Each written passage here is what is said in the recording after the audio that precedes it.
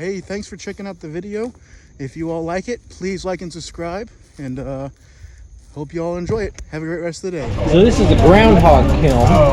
Groundhog kiln was the type of kiln that's been traditional to this area. If you're not familiar with Catawba Valley pottery, there's a fella you ought to look up named Berlin Craig. And he carried on a lot of the traditions from early 1800s, making face jugs and things like that. He would always fire in a kiln like this. This particular one was built by Kim Ellington in 1987. He was taught by Berlin Craig how to fire and do things the traditional Catawba Valley way. And the gist here is we just need to get the pots up to a particular temperature, so they go through a process called vitrification. All the glass and silica that's in the clay is going to melt, and then it's going to make a nice lattice. It hardens up, so it's impermeable to water. Even with that, with no glaze on it or anything? A lot of them do have glazes, but the glazes are usually a combination of clay and frit. Frit is broken up glass.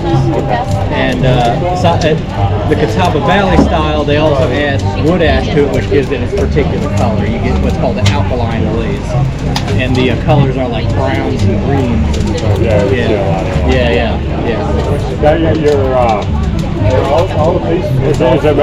it pine for the heat and quick burning, or mostly that's what you want is pine. I mean, we got a mix this year. There's some red cedar in there. There's yellow cedar. It's whatever we can get from the mill. But it's not hardwood. You want as light as you can. And that's why we got them in wide slabs like that. Right. It burns fast and hot. The early fire in the day was just get that coal bed, but then when you lay them in there like that, the coals underneath them, man, they just go. Now, what time period was this again? Right now, we're probably above 1,000 degrees, but we're going to try to get it up to about 2,200. I mean, the time period that this came from? Time period? Yeah, so early 1800s is when they were using groundhog kilns in North Carolina. So you say roughly the time of when these, like AT&T say early 1810s, 1820s, 1800s. That's correct. And Berlin Craig, who was really the bridge between that time and today, he was doing these in the 70s, 1970s, 1980s, and Kim Ellington and some of his other students still carry it on. There's only a few. I think there's only 2 groundhog kilns, this one included, in Catawba County that still operate. There's a fellow over there in the overalls, blue shirt. He's got a leather hat, Preston Colbert.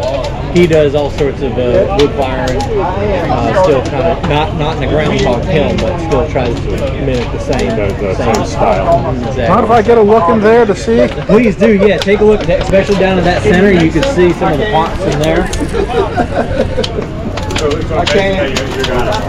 I learn something every time. Some of the pots way back yonder. That's right, That looks pretty darn hot right there. I can feel that from 3 feet away. Hot, a little bit. I can do it though. I can do it. Right to the back. Now we did put in the center of the thing, we put some kiln shelves to steer the flow around the sidewalls, because we got pots basically lined all on the side. If you don't block that off, you get real hot in the center and like nothing on the side. So you got to block out the back a little bit and steer that. Bingo. That's it. And I'm assuming that's appropriate fire brick that you got. Actually, all this Preston made those using the red clay. So they're just high fire. So if the red clay around here, you can, as long as you high fire it and you keep a lot of the bigger particles like the rocks and sand and stuff, it'll withstand. You can make your own fire brick. I got some old red brick on my farm, and I've used it for like fire pits and stuff, and I've noticed they'll actually turn red hot. And not crack or break up or anything. They'll get like. I wonder if those aren't some original old bricks. Some of the old, so we got a farmhouse that was built in 1800s, a couple blocks from here. I've seen those. Some of them melt, turn into a puddle. I mean, right, but they don't crack. They don't crack. They don't. So that's good. They're good.